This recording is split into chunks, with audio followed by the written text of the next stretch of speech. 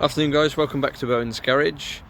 Little bit of a Thursday conundrum for you. Be really interesting to see your thoughts in the comments. This is our 2003 Honda S2000. Now we've owned this for the past 5 or 6 years, I think, at least 5 years anyway, and it's getting to the point where we certainly know it's going up in value, but is it now time to sell, or do we just keep it locked away, used in the summer like we do, and will it keep rising?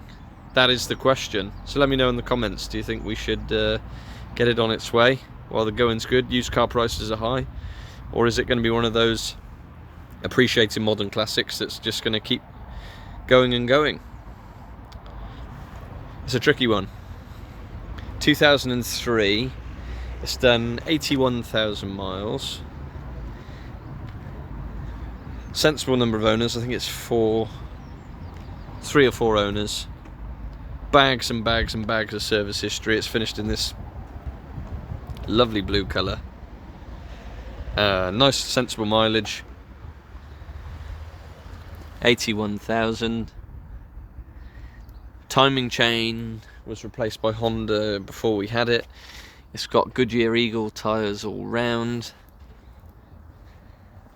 In our ownership, it's done very limited mileage, maybe 1,500, 2,000 miles. Comes out in the summer. Roof down.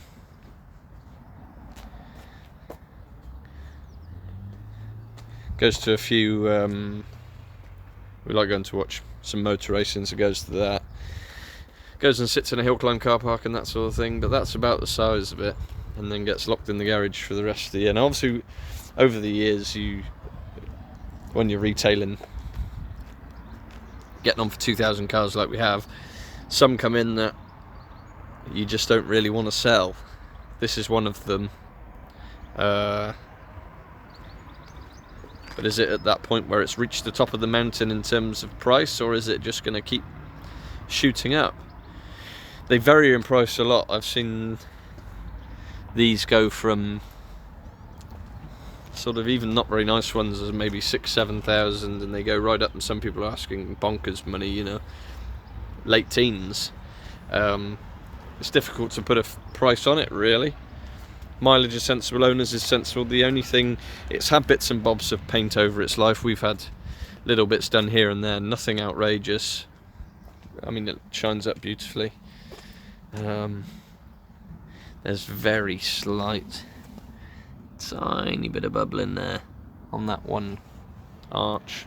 Wheels are pretty good, other than they're just starting to corrode on around the centre caps. But yeah, one of those. Car prices are at an all-time high. Well, they just have actually started to drop the last month or so. Obviously, the modern classic and classic market slightly different. Doesn't have so quite extreme rises and falls. But the only thing we do need to get sorted is this seat. It's got some wear to it, but the rest of it's nice. Steering wheel. And obviously, if you don't know a lot about these S2000s, it's a 2-litre VTEC engine, revs to a bonkersly high level. It's got this cool push-button start. Nicely equipped, actually. Aircon, electric windows, electric mirrors, all that sort of job. Starts it up. It's just got a little immobiliser.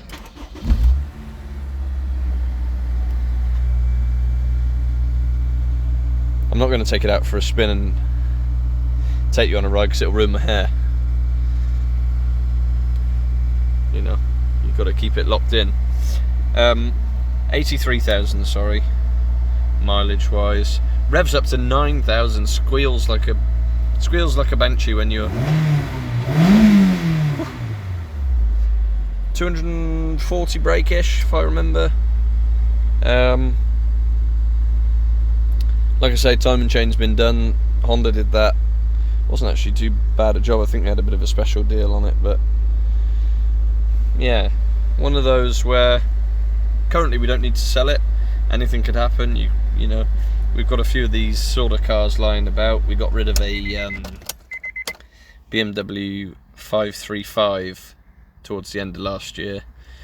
V8, T-Reg V8. That was only 2 owners from new.